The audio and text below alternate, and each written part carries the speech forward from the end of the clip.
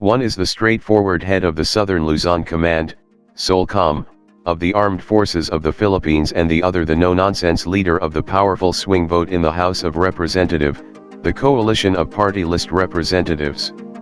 Two are upright gentlemen otherwise differentiated by their specific fields of concern in the pursuit of public service, one largely in the government anti-insurgency campaign and the other in creating legislation for the good of the country's disadvantaged, SOLCOM Chief Lieutenant General Antonio Parlate Jr. and House Deputy Speaker Michael Romero.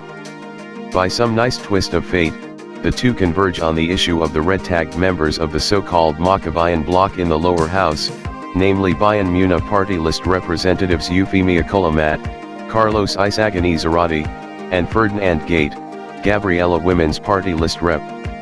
Arlene Brosas, ACT Teachers Party List Representative Franz Castro and Kabatan Party List Representative Sarah Jane Eligo.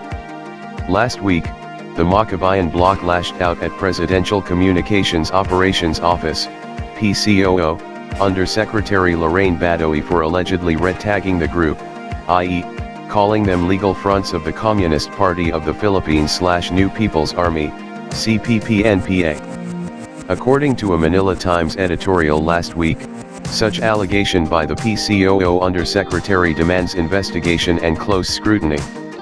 Military stand. As far as General Parlate is concerned, such a demand has been long in coming. In fact, he invariably calls the group Makabayan Bloc, clearly having a mindset for the unending deadly escapades of the rebel army he feels the group actually represents. In a press statement, General Parlate issued a fearless forecast: with or without budget, Makabayan Bloc and the CPP will collapse.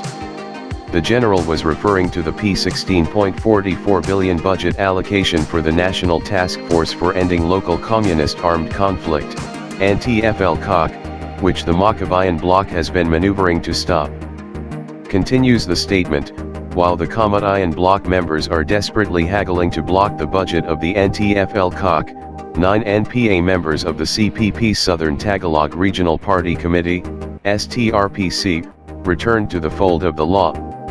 5 Communist Terrorist Group, CTG, members, including at Darwin, Ville of PLTN-24 Vices Squad Leader Platoon 2, Kiluzan Laranon Guerrilla, KLG, Narciso, Sub-Regional Military Area, SRMA, 4D, surrendered in Calayan, Laguna, and General Nakar Quezon, bringing along 3 firearms.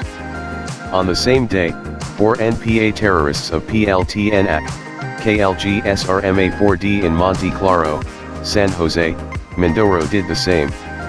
According to Parlate, 3 active members of PLTN-4A4 of KLG Caesar STRPC who could no longer stand the intense heat of the massive SOLCOM operations in southern Tagalog had fled to Baler, Aurora, but surrendered to the military, nonetheless. Parlate identified the 3 as Windel Moral Prado, 32 years old, at FPJ/Beckett, Salanda Rosas Roldan at Renren, 18, and Romalta Yardo, 31. As of today, a total of 666 NPA combatants from southern Tagalog have returned to the fold of the law, Parlate disclosed. To the superstitious, that figure 666, being a sign exclusive to Satan, must portend graver disasters for the CPP-NPA insurgency. Indeed, Parlate proclaims, the STRPC is on the verge of collapse, the people no longer want them, especially those vulnerable people living in far-flung areas whom the CPP-NPA have exploited for so long. Wherever the NPAs go, the people report their presence to us, resulting in the series of armed engagements to the rebels' utter disadvantage. To the Makabayan Bloc, Parlate issues a challenge: so, mga Kagalang Galang NA represent anti-NG CPP-NPA, are we on for a bear-all debate on this red-tagging issue and the NTFL-COC budget? Let's end your hypocrisy now. With or without that P16.44 billion budget for the NTFL-COC, make known your stand. Truth is free. You're communists, aren't you? On the other hand, Deputy Speaker Romero of the One Pacman party list, who heads the 54-strong party list coalition in the House, though appearing less agitated regarding the red tagging of the Makabayan Bloc, nonetheless makes no effort to hide his displeasure with the group. When he took the initiative of organizing the party list representatives into a single unified group, the Party List Coalition Foundation Incorporated, or PCFI, their number would have been 61, but of that original count, 7 were made up precisely of that minuscule group calling themselves the Makabayan Bloc. Neither Romero nor any of his colleagues were inclined to take up the cause of the red-tagged lawmakers, and so the 7 self-proclaimed nationalistic pretenders were completely ostracized, a most apt description. "We didn't want to have anything to do with them," said Romero over coffee one recent afternoon in his Batison office. He evinced a mock shiver as he spoke and his cheeks twitched, the kind of reaction one does upon being confronted with something that is repulsive to the senses. "What?" I asked, wanting to pursue the topic. It was a serious worry for me. If being nationalists were the exclusive preserve of those Makabayan 7 legislators as they proclaim themselves to be, what does that make of Mikey's 54? In fact, of the rest of the entire 200-plus membership of the House? The unnationalists? What concede?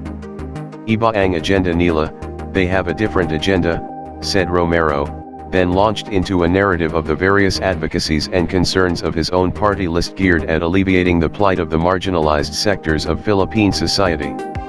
Topping the list are some 600 kids mostly from slum areas whom Romero's healthcare program has rescued from otherwise fatal heart ailments. His office found that of the major fatal diseases that beset the poor, illnesses of the heart are 95% curable, hence his focus on heart disease, particularly that of children. Next are the 5,000 beneficiaries of Romero's collegiate scholarship funding arranged with the Commission on Higher Education.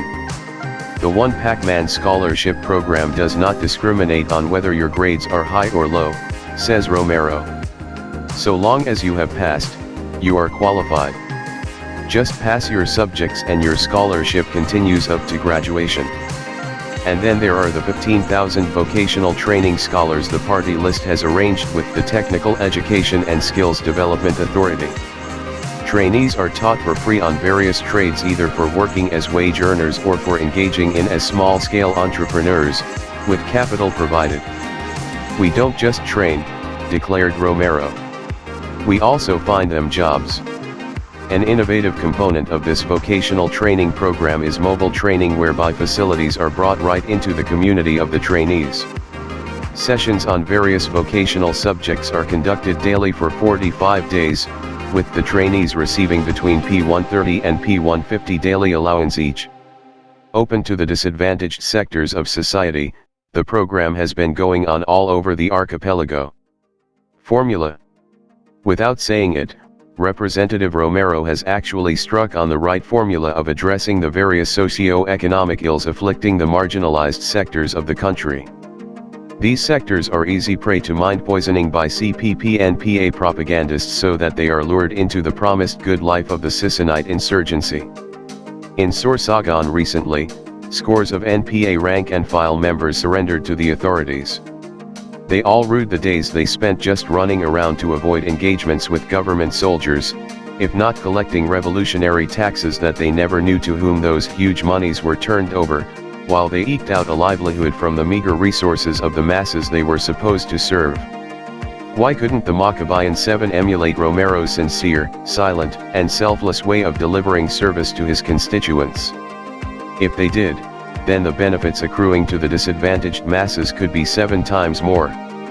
But then, from the hard, pragmatic point of view, would the Makabayan 7 do it? If they did, then they shall have pulled the rug from under the feet of the Sisonite insurgency. To the Makabayan 7, that could amount to picking up stones and banging them on their heads. Gets 2 resonant voices on red-tagged Makabayan Bloc. By Moro Gia Semonte. September 19, 2020.